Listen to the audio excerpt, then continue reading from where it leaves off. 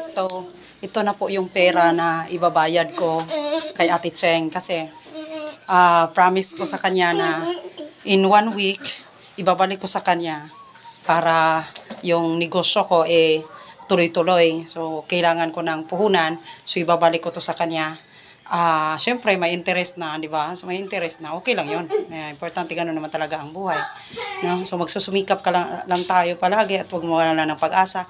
Patuloy pa rin tayong mangarap kahit sobrang, ganyan talaga ang buhay. Laban-laban lang. Ang plano ko ngayon is ipaprank ko si ate.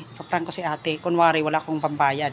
So, sa magandang usapan namin, sinasabi ko pa sa kanya na professional ako, nakakahiya naman pag hindi ko yun gagamitin sa'yo. So, pwede mong gamitin laban sa akin. Kung sakali, i-post mo ako sa Facebook kung sakali hindi ako makabayad sa'yo ng isang week. Ganun ako kayabang, ganun ako katapang. Wala namang mawawala talaga sa akin. Hindi ko naman iniisip kung ano ako, titulada ako, Hindi ko yan iniisip, no? Kasi pantay-pantay lang tayo. Habang may buhay, pantay-pantay lang tayo, no? Hindi porket lamang ka ngayon, manglalamang ka na din ng kapwa. So, wala. Ano pa din. Kung ano ako, wala talagang nagbago sa akin. Kaya yung mga friends ko, solid talaga sa akin. Kasi alam nila kung sino ako. Alam nila kung talaga sino si Rakista J. So, gagawin natin ngayon. Thank you lang kasi sobrang bait ng Panginoon sa akin. Sobrang lakas sa atin ng Panginoon. No? Ganyan talaga yan, Lods. Huwag na kayo mawala ng pag-asa. No? Importante, lumaban pa rin kayo. So, punta na tayo doon sa kanila. Tapos, kunwari, wala akong pambayad. So, sabihin ko sa kanya, wala akong pambayad talaga. So, ganun. Lisod kay ka mag-umpisa ka usa ka negosyo nga kay klaro nga bala. Lisod ka ayo nga manginabuhi ka. Start kag negosyo nya. Una-una ra mo gaayo nya. Wala kay shout out din Inday Rosa, akong kinakusgang higala. Si Inday Rosa. Duga mo na kung gingon ninyo, dugay na kayo siyang nag-barbecue. Pila na katuig ni Rose? Graduate na si Inday. Nag-graduate na. So nga nakatapang si Inday Rosa. So inatay ni siya. Nag-iisang nanay at tatay, no? So buutan kaayo, fighter kay usa ni sige idol nako. Pag ni siya ingani ba ginagmay nga panginabuhian pero kanunay unya kanang madasigon kay ka, happy kay ka, kontento kay ka, malipayan ka sa mong kinabuhi. Agi lang ko dero. Sige. Ingana, no?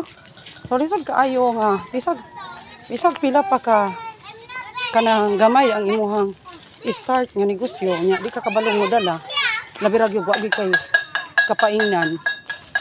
Kuan gid siya. Mo bankrupt gid siya. Muna nga, kinahanglan sa usa ka negosyo, sa usa ka panginabuhian, daghan gid ang ato ang panginabuhian, no? 3, 4, 5, bahala ginagmay, pero kuan kanunay, no? Bahala ginagmay ra pero na kay kalaksan ba na kay roll nimo, na kay roll. So ingana na siya ang ginabuhi, no?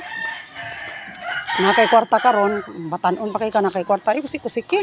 Buhaton na imo na siyang i-invest. Tapos daghan kay klase pag-invest. Makig-negotiate ka sa mga small entrepreneurs. Kunya mingon ka nga ako tig-deliver nimo kuan nina. Kunya so may patong na to ina. For example, ice candy. Kabalo kay kang mohimog ice candy mo na siyang kalamian, no? Di kay sa tantong commercialize. Ibutang na nimo sa tindahan. Nahangnan lagi sipag, nahangnan lagi sayo kang mata, disiplina, sa mga kagalingon. Daghan kay ka i-take a look, grabe roller coaster ride yun. Grabe imong kinabuhi tulimbang as is mga ang mga tao, grabe ka fighter ani niya, grabe ka powerful, grabe ka superwoman, superman, no? Pero kung gusto kang mugawa sa kalisod, di ka gusto mo balik kung sa kalisod mo kinabuhi sa una, no? Kaya tagam ka. Pwede ra gid kay ani mo buhaton. No, it takes a lot of courage, it takes a lot of discipline, it takes a lot of time to mortify, to sacrifice for yourself. Kalimtan nimo imong kagalingon para makapadayon ka sa imong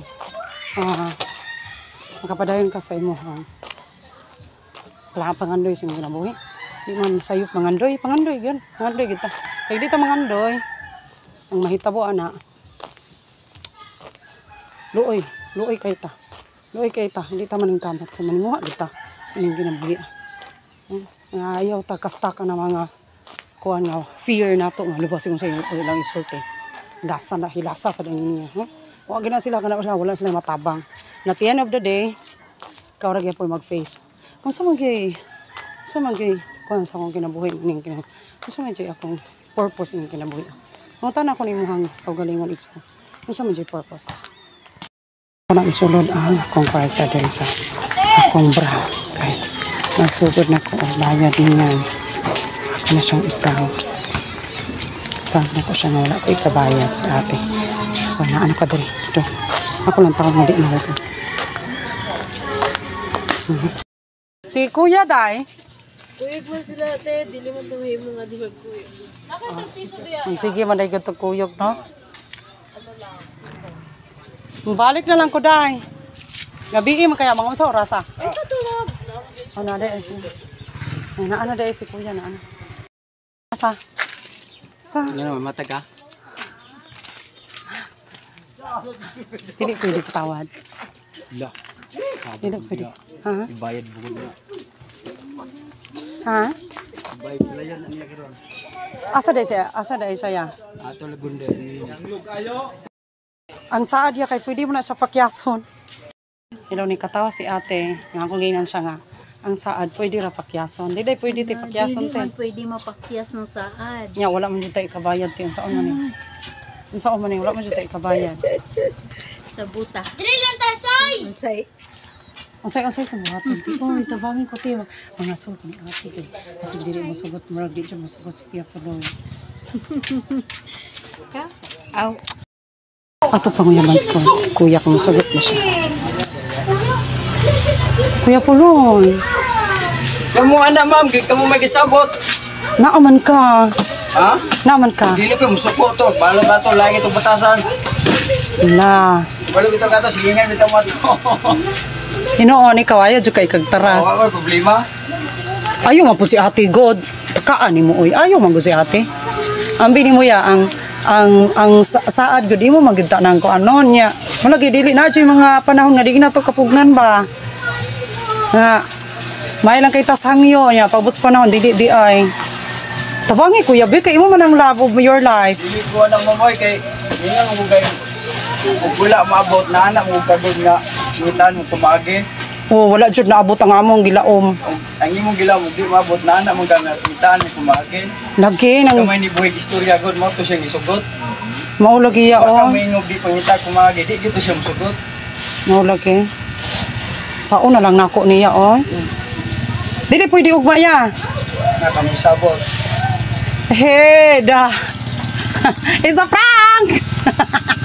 Si Ate Ching tato kay mangisog. Ha? Mangisog ba si Ate Ching ang tato? Ah, aliyog ko. Pila ni? Pila to siya ya? Ibalo ko. It's a prank! It's a prank! Oy, puro biti mong ingon. 4-4? Dili. Oh, di ba? Dili na ta kausap ini. Dili ako tong gisula. Kung dili ta mobayad. No mo na kabalugay tag mangutang, kabuang jud tag lakang nga tinagsag ni atong lakang basta Okay ra kay gawin. dili ta aron ta makakuha sa atong panaan. 5 or 50. Okay. It's a prank. It's a prank. Uso rin ang prank ma'am. Ako nang ilod ya ha. Asa? Ako nang ilod. Okay roy. Wala po ko mangisog diha. Di na ingon kag bati niya ako manging nang nadili man gud bati. Di man gud bati asyate. Mabati man jud taya basta kuan. Lain po to si batasan. Dili lain mo kita ako bay nindot. Mabati man jud tag batasan basta Dili. dili tayo hon. Nga magbut-buot ko nga dili uli siya. Lisod po kayo. Mao gani. Ikaw mo may gisabot, wala mong ko sabutan na rin ko doon. May kabutan kay pagkabana oh. Ha? Butan kay pagkabana. Sure. Sakto ya 5-5 man na ya. Kuha na ko sa isda ni Daya. 4. Oy magkuan ko palit po dayog